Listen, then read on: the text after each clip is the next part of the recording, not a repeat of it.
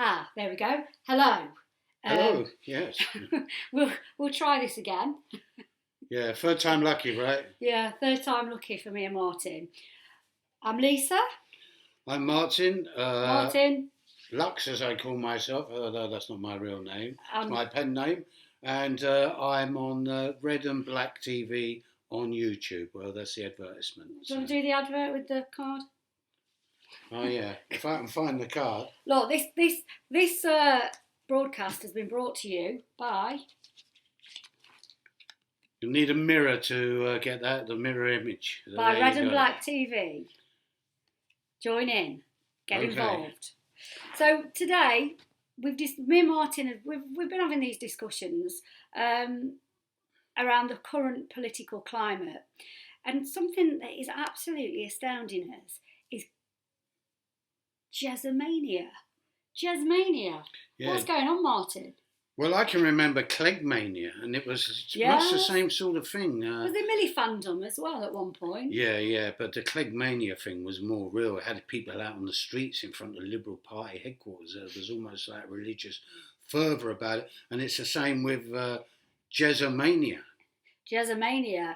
Now, what we don't want to do is, we don't want to be all negative and miserable about people's hopes, but what we're saying is that Jeremy Corbyn, even though he is saying some very interesting things, and his politics, we can't sort of diss what he's saying. We like the ideas that we need that our national services have become nationalised again. I definitely want free education, free higher education for everybody. So it's not that I'm down on his policies.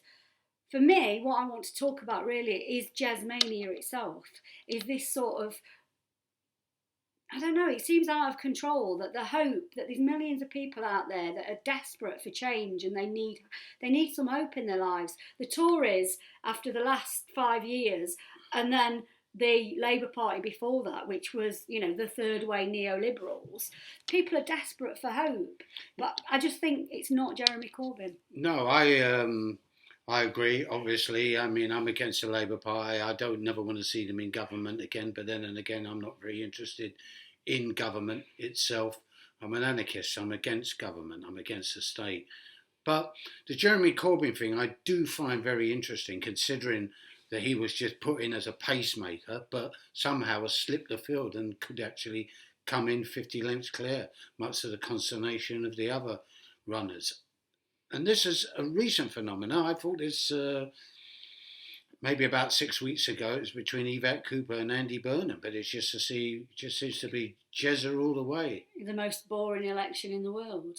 And then Jezza has come from the back, hasn't he? Yes, but the whole thing about Jezza is, I think the people are, as you said, they're projecting onto him. He cannot lead us to the golden land.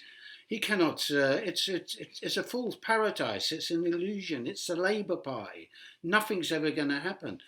What I'm scared about, or what irks me, is the fact that this is, apart from the projection thing, and it's a substitute for what we should be doing. Yeah. We cannot rely upon other people to do things for us when we should be doing them ourselves en masse in the streets. Yeah. And you cannot substitute an election for the leader of the Labour Party for action on the streets. Both are completely diametrically opposed. I mean, what a pressure this man is now under, because people now are looking to him because they think he can single-handedly fight off the right in his own party, all the Tories, big business. This man is not going to be able to do this. You've got to remember that Jeremy Corbyn is an elected Labour MP. He's part of the parliamentary system and he does parliamentary politics, which is always going to control him. So, let's sort of project a couple of weeks in the future and Jeremy Corbyn wins this election. Right, the right wing of the Labour Party is not going to let him lead. Well, they're already talking about having a coup in December if he does win. Yeah, he's not going to be. He's not going to be the leader of the Labour Party. And then imagine if he is. How many other Labour MPs are there who's going to be able to work with him on his policies. So two things are going to happen there. He's either going to sell out on his policies. I've just come back from Athens. I've seen how left-wing governments can roll over and sell out when they're under pressure. So he's going to either have to sell out on his own policies. He's not, how many other MPs, Labour MPs, are going to be able to sit in his shadow cabinet? And then on top of that, there will be pressure from the right wing in the Labour Party that will put so much pressure on him, there'll be a vote of no confidence. And I suppose what really worries me now is this Labour leadership election. It is giving people hope, and I don't want to be down on that. But what I'm really worried about is that this is going to now tie people up for the next 4 years. So what are we going to do if Jezza gets in and then they kick him out? Or, he can't form a shadow cabinet, or he has to downplay all his policies because, apparently that would be unelectable. What will happen then? Are you then going to continue supporting this failed project for the next 3 or 4 years? That is not the way that we get change. Change will come from the streets. Indeed. Whoever wins this election for Labour leadership, it makes no difference. The Labour Party is in the process of disintegrating all these tens of thousands of people that have joined to vote for Jeremy Corbyn. If he doesn't get in, and if he can't, or if he does get in and the Labour Party splits up, then the whole project has just been a waste of time, a waste of breath. Maybe it's a sort of process that people have got to go through, because a lot of the activists, a lot of the people are politically illiterate. That's why they're placing their hopes on Jeremy Corbyn, who apparently is a really nice bloke in real life and so on. He is a person, he is a human being like we are, as opposed to the people that he's opposing, the Yvette Cooper and Andy Burnham and the other one who's only got about 7%. Whoever that may be. And, compared to Cameron and so on. But you're right, he is an MP and so forth. And he will be crucified if he wins. The parliamentary system and parliamentary politics will crush him. And because that's what parliamentary politics does. Parliamentary politics speaks to sort of the middle of the middle ground. That's not us. That is not us. That is not working class people in this country. That is why we have never been represented. And the Labour Party have always stood in our way. They have always been, I suppose, the barrier between working class people and capitalism.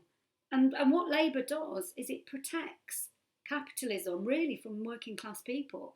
It's always come short. The Labour Party has always come short on supporting working class people.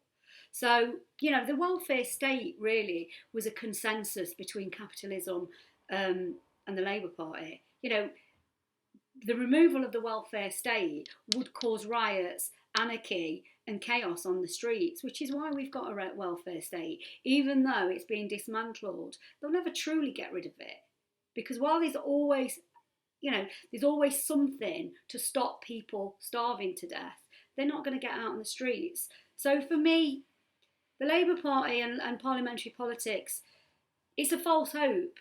And I sometimes think that false hope is better than no hope, because I am so worried that now this debate within the Labour Party and within the left of politics is going to go on and on and on for the next 4 or 5 years.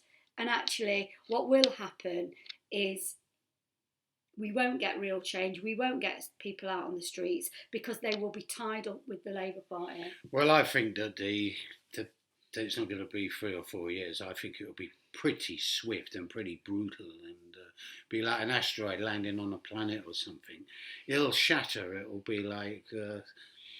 it'll be the end of the Labour Party. And good riddance to the Labour Party as well. What have they given us when they were in power last time? Nothing. The rich got richer, the rest of us got poorer. Where the situation we're in was not created by the Conservatives, it was created by the previous administrations.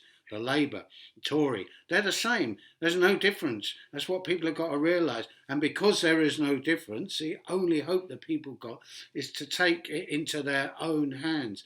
And I mean, I don't think that Jeremy Corbyn is going to sort of overthrow capitalism. It's all about slight tinkering with the machinery, but nothing else. I mean, we need a revolution in this country.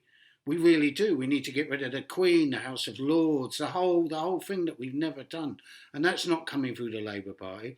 Jeremy Corbyn himself is a Republican. That's a good thing about him, because being a Republican in the parliamentary system is a rare thing indeed. But Labour are not the equivalent of Syriza or Podemos. Yeah. They are the equivalent of PASOK, which is the equivalent in Greece of the Labour Party, who shrunk to 2% of the vote, that completely sold out to big business, the banks, and the Euro system. And that's it. That's what Jeremy Corbyn wants to be the leader of. Any new thing that comes up on the streets will have absolutely nothing to do with the Labour Party. I hope that a lot of people in the Labour Party chuck it in and go in for real change and real revolutionary politics. Come over onto the side of anarchy, come over to the side of insurrection and so forth. Because the Labour Party is just a dead end. It's going nowhere. It's going into a black hole, into oblivion. It's finished, although it is painful watching it dying so slowly. But perhaps if Jezza becomes a leader, it might die a bit quicker. So, from mine and Lisa, let Labour die. Bye.